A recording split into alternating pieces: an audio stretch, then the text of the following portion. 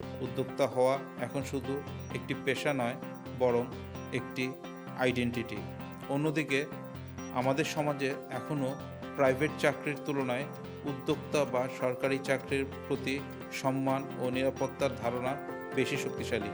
ফলে অনেক তরুণের কাছেই নিজের ব্র্যান্ড তৈরি করা চাকরির চেয়ে বেশি সম্মানজনক ও স্বাধীন মনে হয়। আসসালামু আলাইকুম, আমি রিফাত মাহবুব সাকিব। আজ আপনাদের সামনে নিয়ে এসেছি নতুন আরও একটি ব্র্যান্ড নিয়ে নতুন কন্টেন্ট, যার নাম হচ্ছে কেন বাংলাদেশের সবাই উদ্যোক্তা হতে চায়। কয়েক বছর আগেও আমাদের বেশিরভাগ বন্ধুদের লক্ষ্যই ছিল একটি ভালো চাকরি পাওয়া, কিন্তু এখন দৃশ্যপট সম্পূর্ণ বদলে গেছে। ফেসবুক স্ক্রল করলে দেখা যায় কেউ ব্র্যান্ড লঞ্চ করছে, কেউ অনলাইন সেন্টার চালাচ্ছে, কেউ আবার নিজের স্টার্ট আপ নিয়ে ব্যস্ত। প্রশ্ন হলো, বাংলাদেশ এই পরিবর্তনটা হঠাৎ কেন ঘটেছে? Gadget, clothing, food delivery, IT service, প্রায় সব সেক্টরেই নতুন উদ্যোক্তাদের সংখ্যা বাড়ছে। তরুণদের একটি বড় অংশ এখন চাকরির বদলে ব্যবসাকেই ভবিষ্যৎ হিসেবে দেখছে। এটা কি শুধু সোশ্যাল মিডিয়ার প্রভাব, নাকি এর পেছনে আছে আরও গভীর কোনো অর্থনৈতিক বাস্তবতা? আজ আমরা সেটাই বিশ্লেষণ করব। জব মার্কেটের চাপ এবং কর্পোরেট রিয়েলিটি সবচেয়ে বড় কারণ হলো চাকরির বাজারের বাস্তবতা। প্রতি বছর লাখ লাখ শিক্ষার্থী গ্র্যাজুয়েট হচ্ছে, কিন্তু সেই তুলনায় ভালো মানের চাকরির সুযোগ সীমিত। প্রতিযোগিতা বাড়ছে, কিন্তু সুযোগ সেই হারে বাড়ছে না।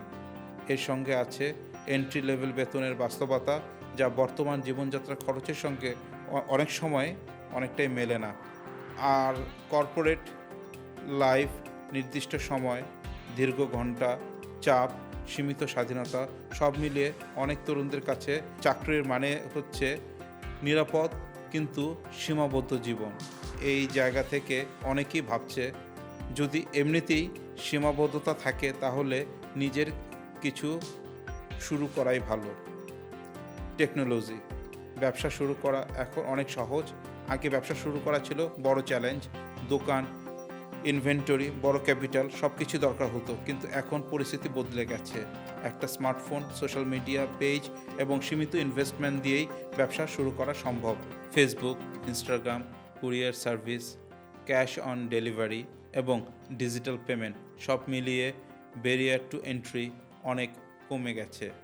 এখন ব্যবসা মানেই শুধু পুঁজি নয়, বরং আইডিয়া।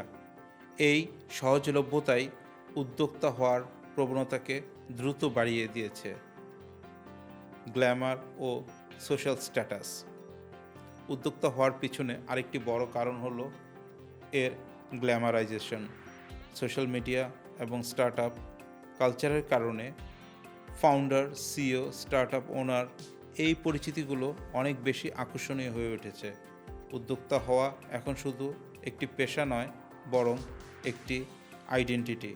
অন্যদিকে আমাদের সমাজে এখনও প্রাইভেট চাকরির তুলনায় উদ্যোক্তা বা সরকারি চাকরির প্রতি সম্মান ও নিরাপত্তার ধারণা বেশি শক্তিশালী।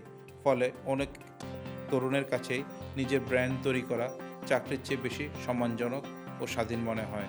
বাস্তবতা, সুযোগের সঙ্গে ঝুঁকি আছে, কিন্তু এই প্রবণতার একটি বাস্তব দিকও আছে। উদ্যোক্তা হওয়া যতটা আকর্ষণীয় শোনায়, বাস্তবে এটি ততটা কঠিন। পরিসংখ্যান বলে প্রথম কয়েক বছরের মধ্যেই ব্যর্থ হয়। কারণ একটা ফেসবুক পেজ খোলা সহজ হলেও একটা টেকসই ব্যবসা গড়ে তোলা অনেক কঠিন।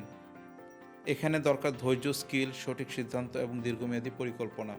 তবে এই ইতিবাচক দিক হলো, এই উদ্যোক্তা সংস্কৃতি ধীরে ধীরে বাংলাদেশের একটি স্বাবলম্বী অর্থনৈতিক মানসিকতা তৈরি করছে।